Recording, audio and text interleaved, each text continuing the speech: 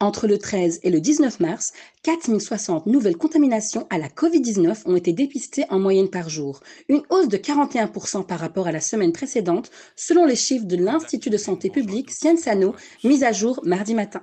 Alors, en entrée de jeu, on peut dire que rouge sont les chiffres et rouge est la carte. En moyenne, on compte actuellement plus de 4000 nouvelles contaminations par jour et de l'ordre de 200 hospitalisations par jour. 600 patients sont hospitalisés en soins intensifs globalement, ce qui est 2 fois plus que ce qu'on avait il y a 5 semaines, juste avant la Saint-Valentin.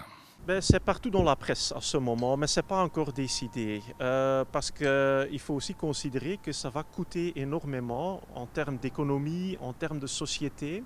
Il faut voir s'il y a du support aussi chez le public pour le faire. À ce moment, je pense que les chiffres ne sont pas tellement hauts qu'on ne peut pas le gérer.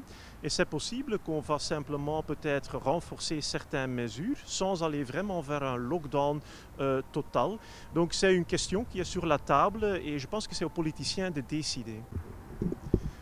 Peut-être dans une prochaine phase, ça sera envisagé, mais à ce moment, il faut être conscient que certains de ces vaccins, par exemple les vaccins ARN, ils demandent quand même un transport et une conservation très particuliers.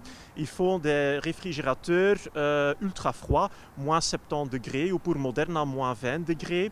C'est assez compliqué comme logistique. Il y a d'autres vaccins qui vont venir qui sont un peu plus faciles à transporter et à conserver.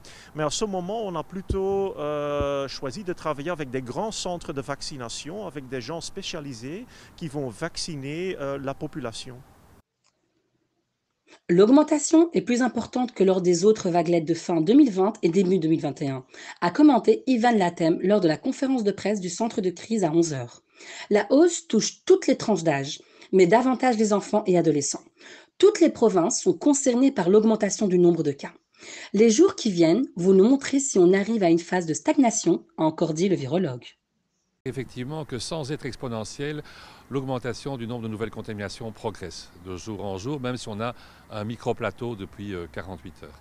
Cette augmentation est importante, elle se signe aussi par un nombre d'hospitalisations, entre autres en soins intensifs, qui n'arrête pas d'augmenter. On a doublé les hospitalisations en soins intensifs en 5 semaines de temps, passant de 300 à 600. Et dans ce contexte, je pense que tout le monde est convaincu qu'il faut faire quelque chose. Toute la question, c'est faut-il simplement rajouter des mesures à des mesures qui existent, ou faut-il être plus incisif? Comme dirait un médecin, faut-il inciser dans un abcès en donnant un coup de scalpel? Ça fait peut-être plus mal, mais ça donne parfois des meilleurs résultats.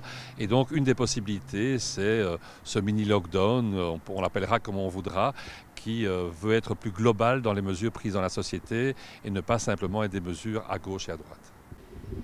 Alors, très clairement, deux choses. Un, nous ne sommes pas en retard par rapport aux pays qui nous entourent. Quand on regarde la première dose de vaccination, on est à des fractions de pourcents au même niveau que l'Allemagne, la Hollande ou la France qui nous entourent. Et quand on regarde la deuxième dose, on est exactement au même niveau. Donc, c'est toute l'Europe qui éventuellement a un certain retard par rapport à d'autres parties du monde. Deuxième point, on est maintenant devant une situation où une grosse partie des vaccins disponibles nécessitent des conditions de conservation particulièrement difficiles, moins 75 degrés par exemple, ou moins 20 degrés, toutes choses qui ne sont pas à la disposition des médecins traitants. Et donc actuellement, la phase de vaccination dans des grands centres de vaccination, parfaitement équipés, dans lesquels les doses sont préparées, est indispensable, d'autant plus que nous fonctionnons toujours sur des multidoses de 5 ou 10 doses dans un seul flacon.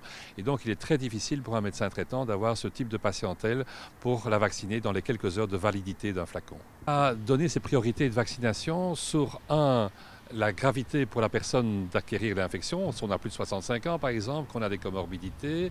2, sur la protection du système de santé en évitant qu'il soit embouteillé, justement par les mêmes personnes qui sont plus gravement malades, en disant qu'elle ne ferait passer qu'après, éventuellement, certaines professions dites essentielles ou critiques. On a vacciné des professions qui ont été estimées comme critiques, comme certaines brigades d'intervention de police, pas toute la police, mais certaines d'entre elles, ça c'est un exemple. Faut-il faire de la même pour les les enseignants, c'est une problématique parce que les enseignants dans notre pays, c'est un demi-million de personnes, un demi-million de doses donc qui ne seraient pas données aussi précocement à des personnes qui sont à risque.